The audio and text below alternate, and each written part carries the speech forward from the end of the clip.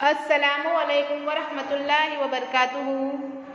जनाब Babubhai सोपारीवाला girls primary school, धोरण 7, विषय विज्ञान, प्रकरण 12 वनस्पति में प्रजनन। विद्यार्थिनीओ, आपणे प्रजनन विषे तेमज वनस्पति में प्रजनन जे प्रकार है ए जेमां आपणे वानस्पतिक प्रजनन विषे थोड़ुंक जोई गया हता। आज आपणे थोड़ुंक आगळ जोईशुं, जेमां आपणे जोईशुं पहेला अलिंगी प्रजनननी रीतोमां कलिका सर्जन। तो चालो जोईए कलिका सर्जन। पहेला आपणे जोयुं कलिका सर्जन द्वारा यीस्टमां प्रजनन। तमे अगाऊ अभ्यास करी चूक्या छो कि यीस्ट जेवा नाना सजीवो मात्र सूक्ष्मदर्शक यंत्र द्वारा ज जोई शकाय छे। तेओने जो पूरता प्रमाणमां पोषक तत्वो आपवामां आवे तो तेओ वृद्धि पामे छे अने अमुक कलाके बहुगुणित थाय छे। याद राखो कि यीस्ट जे छे ते एक कोषी सजीव छे, बराबर। हवे आ केवी रीते प्रजनन करे छे आपणे ए जोईशुं।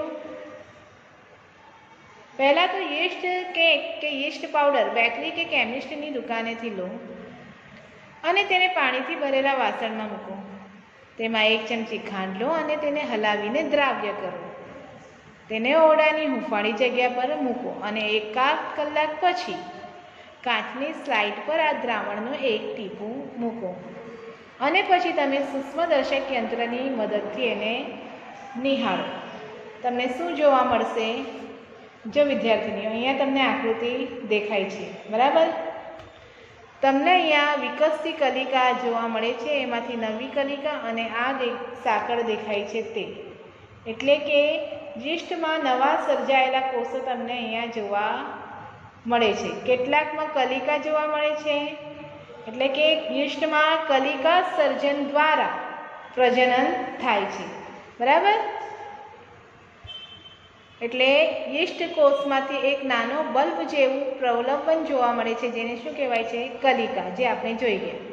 कलिका धीरे धीरे विकास पामे छे અને પિતૃકોષથી અલગ થઈ નવો કોષ તરીકે વિકાસ પામે છે। આ નવો કોષ વૃદ્ધિપુખ્ત બને છે અને બીજા ઘણા યીસ્ટના કોષો સર્જે છે। કેટલીક વાર બીજી કલિકાઓ મુખ્ય કલિકામાંથી સર્જાઈ કલિકાની સાંકળ બનાવે છે। હવે આપણે જોઈએ કે યીસ્ટના નવા સર્જાયેલા કોષો તમને જોવા મળ્યા, બરાબર। એટલે કેટલાકમાં કલિકા વિકસતી જોવા મળે છે।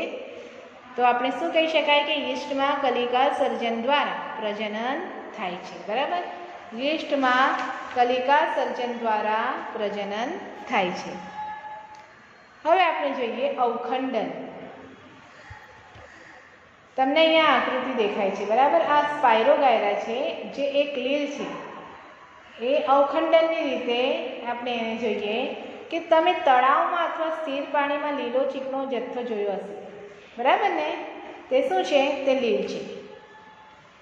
ज्यारे पाणीने अने पूरता पोषक तत्वो मळी रहे त्यारे लील उगे छे अने विखंडन द्वारा खूब ज झड़पथी बहुगुणित थई जाय छे।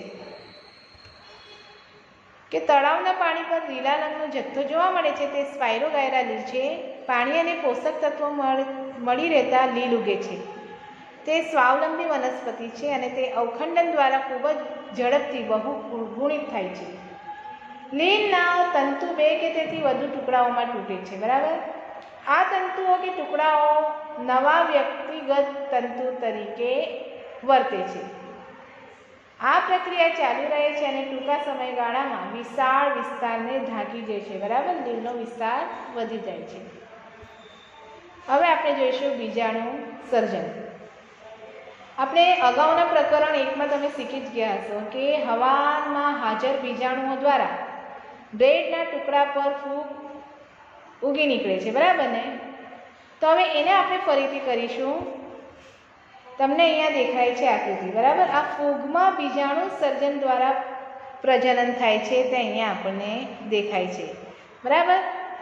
હવે આગળ જોઈએ આપણે કે બ્રેડના ટુકડા પર કપાસ જેવા તમે તાંતણા જોઈ શકો છો। જ્યારે બીજાણુ મુક્ત થઈને તે હવામાં તરતા રહે છે તે ખૂબ જ હલકા હોવાથી તે ખૂબ જ લાંબુ અંતર કાપી શકે છે, બરાબર।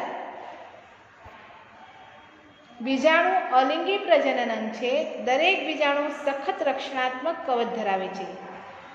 તે ઊંચા તાપમાને ઓછા ભેજમાં પણ ટકી રહે છે. તેથી લાંબા સમય સુધી અસ્તિત્વ ધરાવે છે.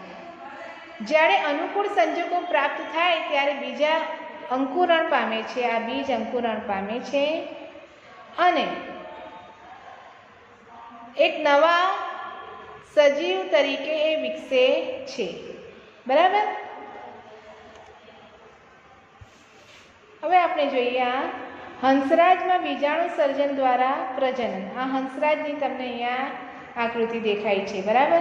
એટલે કે મોશ અને હંસરાજ, જેને નેફ્રોલેપિસ પણ કહેવાય છે, વગેરે પણ બીજાણુ દ્વારા પ્રજનનની ક્રિયા કરે છે. વિદ્યાર્થીનીઓ, આપણી આટલી ચર્ચા અહીંયા પૂર્ણ થાય છે. આગળની ચર્ચા આપણે આગલા ક્લાસમાં કરીશું. Thank you.